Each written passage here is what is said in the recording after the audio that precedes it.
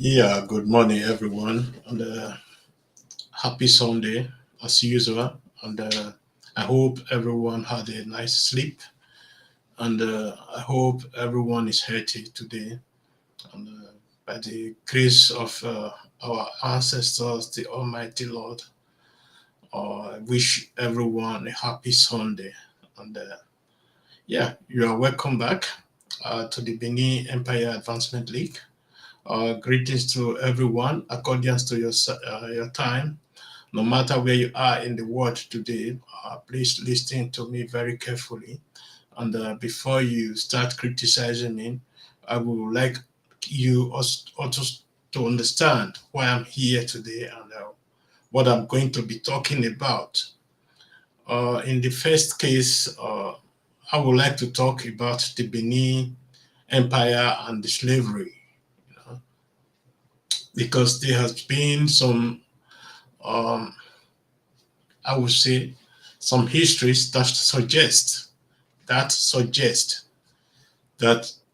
we were not directly involved in slave trade, and at the same time, there are also some history that said that we were indirectly involved in slave trade, and I believe we should bring to our understanding why people think the way they think, and we should also bring to the understanding of these people why we think the way we are thinking, not just because we want to deny anything or something like that. Yes, because the reason for this is because of what is going on about our artifacts that is in America, especially, that is supposed to be returned, that is not yet returned.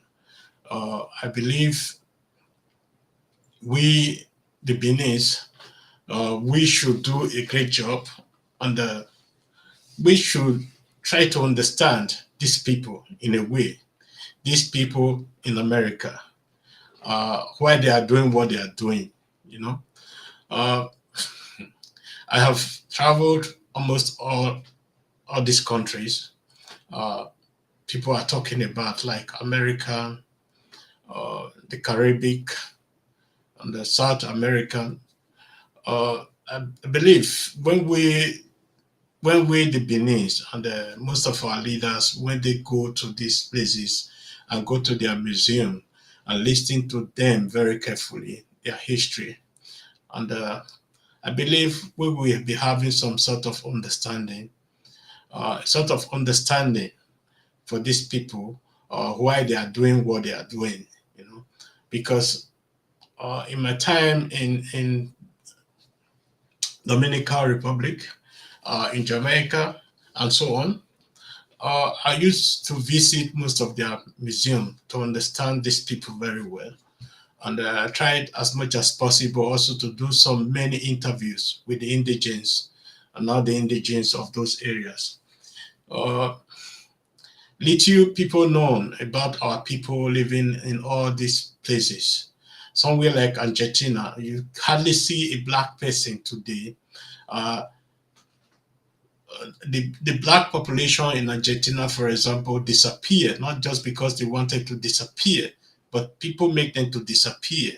People do something that they disappear. If you go to Cuba today, the same thing. If you go to Brazil, if you go to anywhere in this corner of the world, you will see how people are suffering, how our people are suffering. The majority of the people suffering from the economic crisis today is the black people, and we should also try to understand these people in a way. And these people didn't choose to be in those places they are today, just like I did. You know, I choose to be where I am today, and likewise most of you people. But these people, they didn't choose to be in those places. They didn't choose in the sense because they were either captured and sold, or they were forcefully taken from their homes. You know, we have to restate this because if we want to have a good relationship with these people, uh, allowing so many of them to be coming back home, then we should always stand by the truth, and they're always saying the truth. This is very, very important. This is very, very important, and we should also always try to make these people also understand also what we went through in the hands of these British people and all the colonial powers that colonized Africa. Because many people I talk to, for example, in Jamaica, I try to make them to understand what really transpired in those days while their parents or some of them were sold and some of them were captured, were war prisoners who were sold by also by those people who captured them to the slave masters. You know, these people today, I can assure you, at least, at least 80% of the Jamaicans will, will like to return back to Africa, return back to their homeland, you know, because they believe Jamaica is a name for them, it's their country, but their home is in Africa.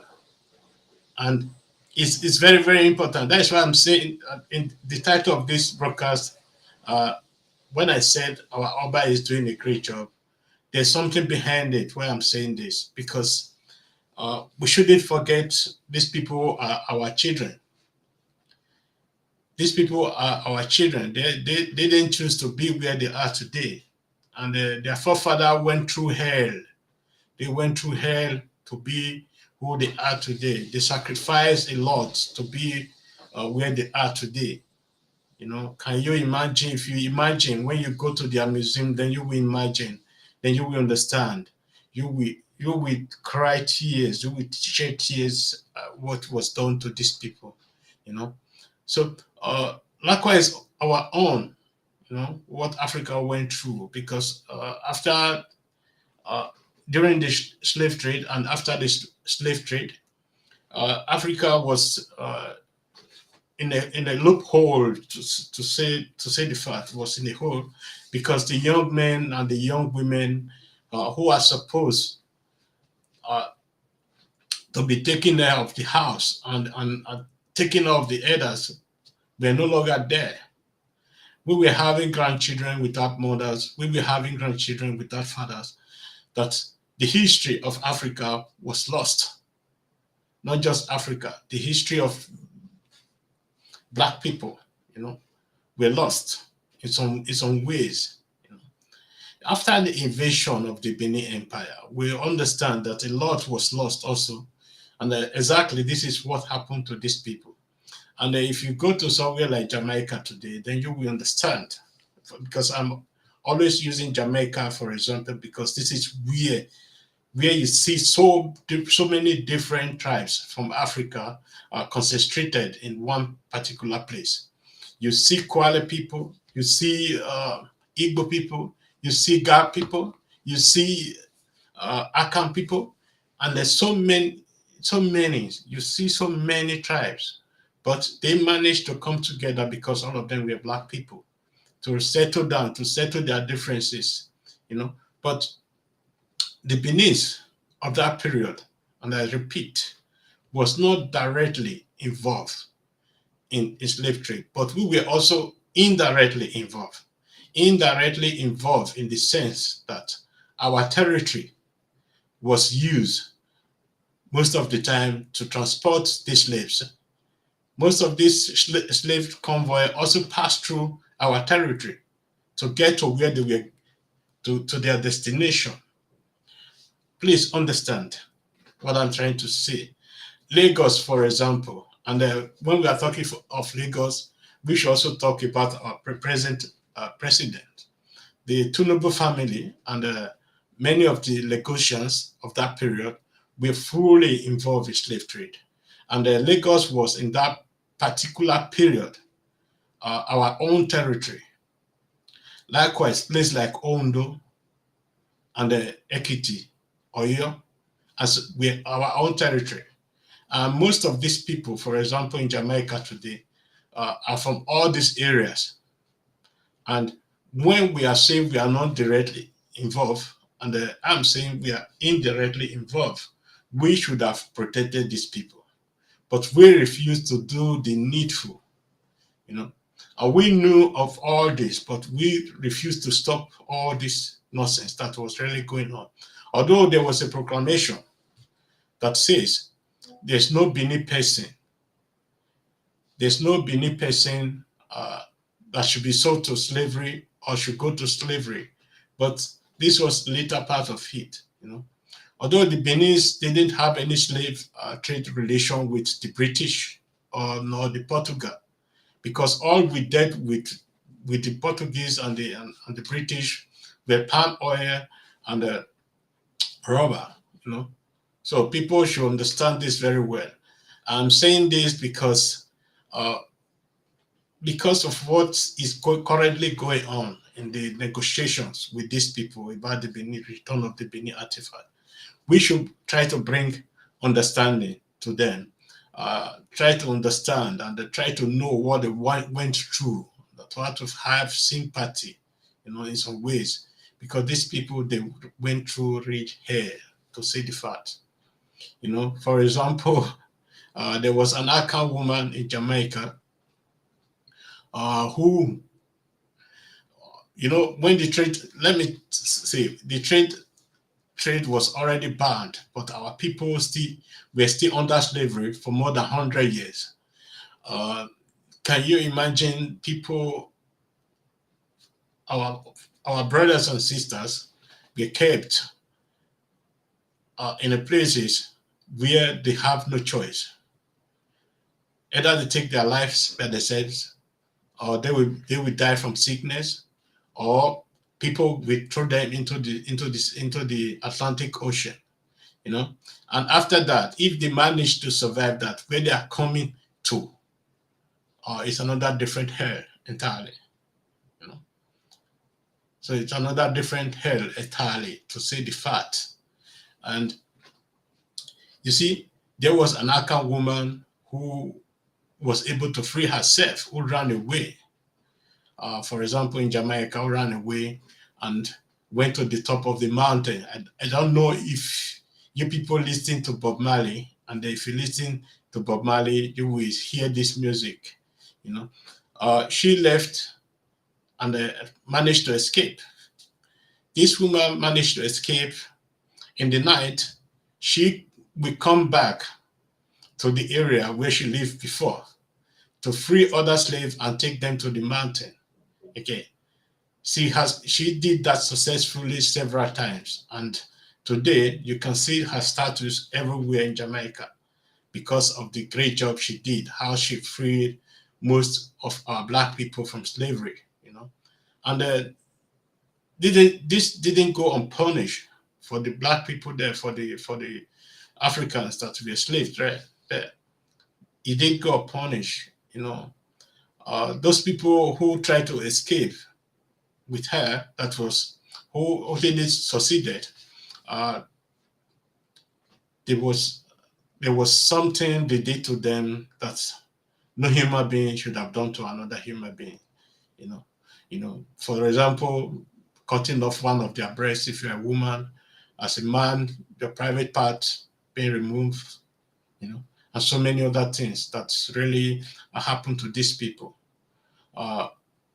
We, the Benin people today, we know that we were not directly involved, but we make no attempt. We make no attempt to stop what was going on in our territory, because if Lagos was our territory, we cannot really deny that.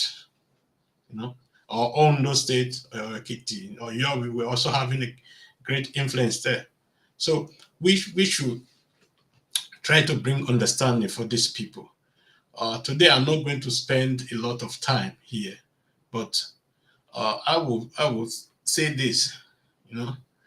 We should go into negotiation with these people, because this is very, very important. We should give them the possibility of also returning home and I'll tell them they will be welcome, whether they are from our tribes or not from our tribes, because this is very, very important. And I believe, to my own understanding, that these people, they respect our Oba very, very well, and they have high regard for him, to say the fact, and I believe our Oba also has the same for these people, but one thing we shouldn't do, we shouldn't allow ourselves to be used. For example, the Germans who actually made the contact to these people. There are some group of Germans and the British who are trying to sabotage all efforts that has been made to return all these artifacts. And I believe this group in America also understand that uh, they shouldn't be used for any purpose. But there are some people who are very, very bitter about what happened to their parents, because uh, most of them would like to use that opportunity to pay back, you know, to say this is the work of the slave masters, also cooperated with the slave masters and others. But they are in the minority. We shouldn't also ignore them also, because we have to find a way to go along with everybody. But in the case of those Germans who are trying to sabotage everything, we shouldn't have any dialogue with these people, because they caused all this mess we are today. Although many people are saying Germany didn't colonize Nigeria, but they did a lot to Nigeria. They did a lot to Cameroon. They did a lot to Namibia. They did a lot to all other parts of the world. The first concentration camps, the first genocide. There's so many things that really happened in Africa, which the German was involved in. Second World War was also fought in Africa. Don't forget, and lots of our people lost their life also. So, my own take on all this issue, before we start posting everything or anything about the artifact, I believe we should inform ourselves very well before we start doing that, because this particular group in America, they are not just standing on our way. They are also standing in the way that they can represent their people also, because they are demanding for reparation.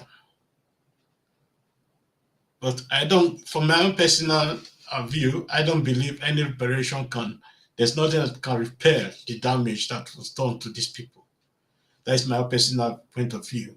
I'm not saying they should move on or something like that, but there should be a sort of reparation, but not financially or something like that. There must be a sort of technology and all other things to support these people.